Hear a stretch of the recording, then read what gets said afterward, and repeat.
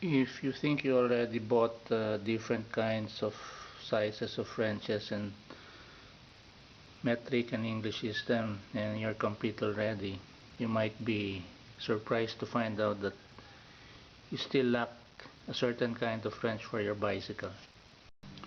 So this is the thickness of an ordinary wrench. Now there's a part of the bicycle, usually in a caliper brake, that you need thin wrenches for. So this is a size 10 nut. This is 10, 10, 10. In some models it varies. Sometimes this is 10 and then 11 and then they change it to 12. But anyway, in this particular bike, all the sizes are 10, 10 millimeter, 10, 10, 10. There's one nut here, two nuts here. Now if you would notice, if you put the thick wrench here, you won't be able to adjust this anymore. So maybe you think that since you have a cone wrench, a complete set, you can adjust this. So the idea is to put the thin wrench in this nut below and adjust the nut above with a thicker wrench. The problem with cone wrenches is that they start usually at number, let me see, there you can see, there it's number 13, so 13, 15, 4, can you see it, 14, 16. So although this is thin, you cannot use it here because it simply will not work because it's too big. You need a size 10 here. Again, you need a size 10 to hold the lower nut in place. Can you see it? There are two nuts. This one. To hold the lower nut in place while you're turning this. Because if you use a big nut, a big wrench, a thick one, see, you won't be able to turn this because this thickness will be a hindrance to your turning this. So your remedy is to make this one. So this is the ordinary thickness, the usual thickness. You buy another one like this and then grind off the edges like this so that it will be thin and you can hold the lower nut and then adjust the upper nut. So here, this is my remedy because I also use this as my cone wrench in adjusting the bicycle hub or axle when I want to adjust the bearings there, no? So this serves as my adjustable cone wrench. So instead of having all these sizes, 14, 15, 13, 15 millimeters, I just made a thin wrench so that I can accommodate, so that I can attack any size of nut if I need a thin wrench. So again, cut it off like that, so you'll have an adjustable thin wrench, so you can access the lower nut and still have clearance to adjust the upper nut. So this is the nut you adjust because some calipers are stubborn. After squeezing, they position themselves that way. So even if you adjust it that way, after squeezing, they go back that way. So it's irritating.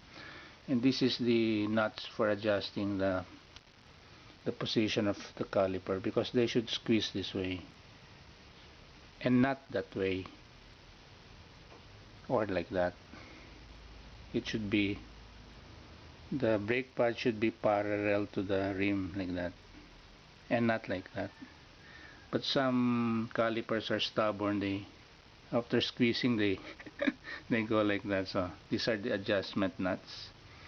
So your remedy, if you don't want to grind your adjustable wrench this way, is to search your hardware for this kind of tool set. It's a thin wrench, so the problem is sometimes you're able to find an English system but what you need is metric system, millimeters, so you have to be patient in looking for this one in several hardware stores. uh, so look at the thickness. So this is my cone wrench, the black one. So the thin wrench set is also as thin as a cone wrench. So although I cannot use my cone wrench here because the size is 10, there's a corresponding size here for those little nuts there, where I need to have a thin wrench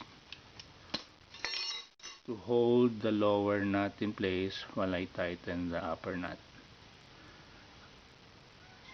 Now, supposing you don't want to grind your adjustable nut this way because you're afraid you might not be able to do it, you're new into handling angle grinders, so this is a job that requires more dexterity and more skill in handling the angle grinder.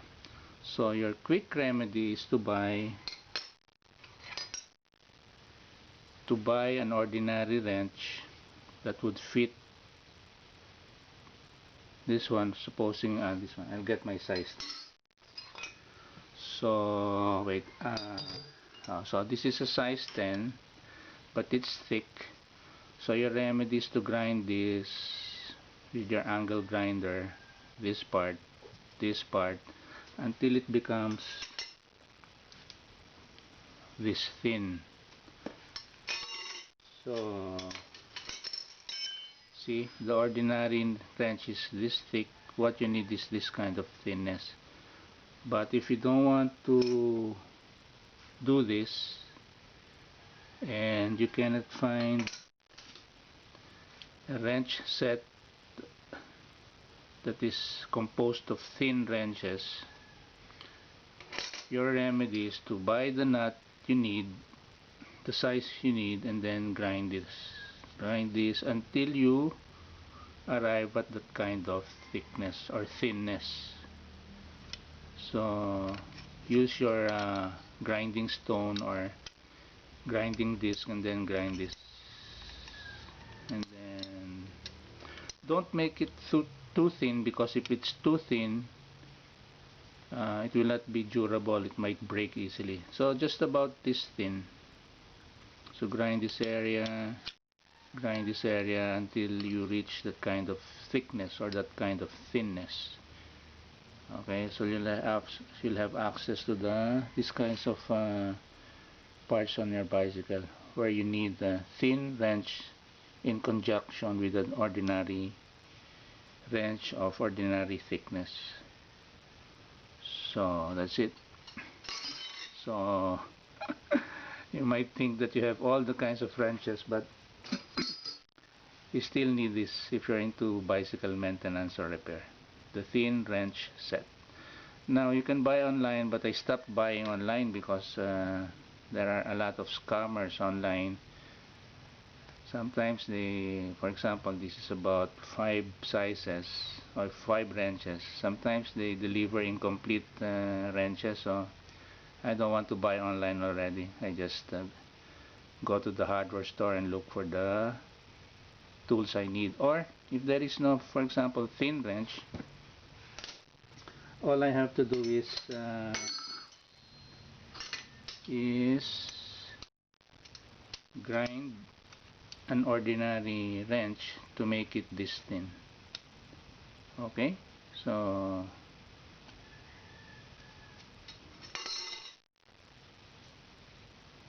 time for coffee. Oh yeah.